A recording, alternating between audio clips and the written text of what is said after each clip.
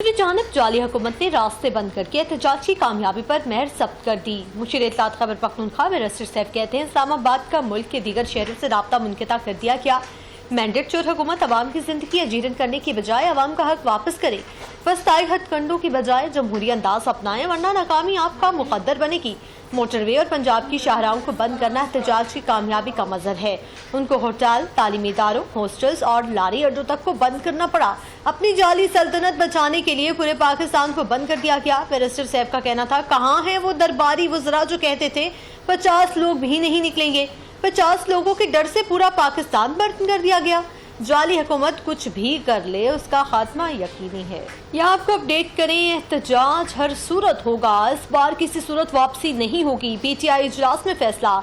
Chairman PTI barrister Gohar और वज़ीर आला खैबर पख्तूनख्वा अलीमीन गंडापुर की ज़ेर सदारत पाकिस्तान तहरीक इंसाफ का हंगामी इजलास हुआ।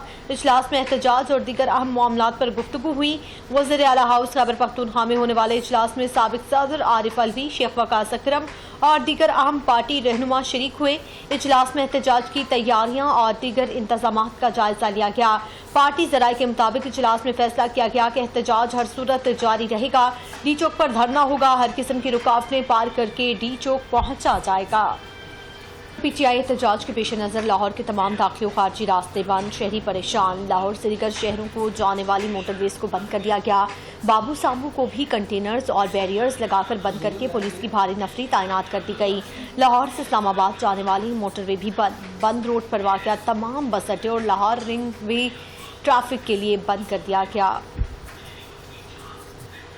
आपको अपडेट करें, पंजाब में 3 रोज़ के लिए दफ़ा 144 नाफिज कर दी गई है। तर्जमान महकमे दाखिला पंजाब के मुताबिक सूबे में हर किस्म के एहतजाज, जलसे, जुलूस, रैलियों, धरनों और ऐसी तमाम सरगर्मियों पर पाबंदी का इतलाक आज से सोमवार 25 नवंबर तक होगा।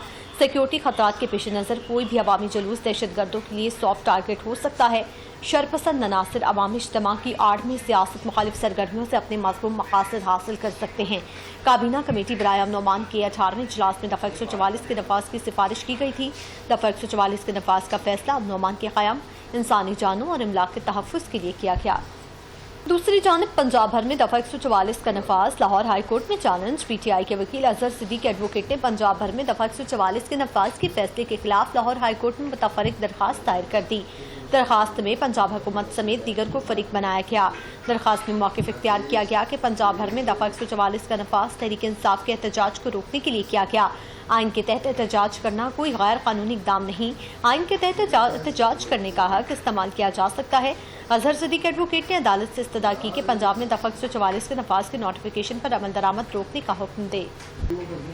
बलूचिस्तान से आपको अपडेट करें, जहां बलूचिस्तान हुकूमत ने सूबे में दफ़ा 144 नाफिज कर दी। सूबे में धरने, रैलियों और जलसों पर पाबंदी। महकमे दाखिला बलूचिस्तान के मुताबिक 4 से ज़्यादा अफराद के इज्तिमा और असले की नुमाइश पर भी पाबंदी है। पाबंदी का इतलाक 15 रोज़ के लिए होगा। दफ़ा 144 अमन अमान की सूरत हाल के पेश नज़र लगाई गई। 18 माह में तहरीक इंसाफ के धरनों और एहतजाज से निमटने पर 2 अरब 70 करोड़ रुपए खर्च हुए।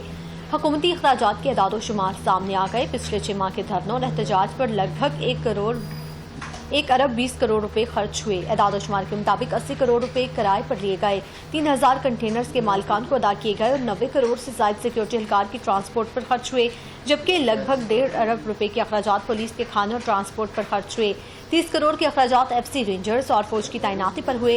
इस्लामाबाद के 12,000, पंजाब के 16,000 पुलिस एहलकारों को ड्यूटीज पर लगाया गया, जबकि 1 अरब 50 करोड़ रुपए मालियत की सरकारी और गैर सरकारी इमलाक को नुकसान पहुंचा।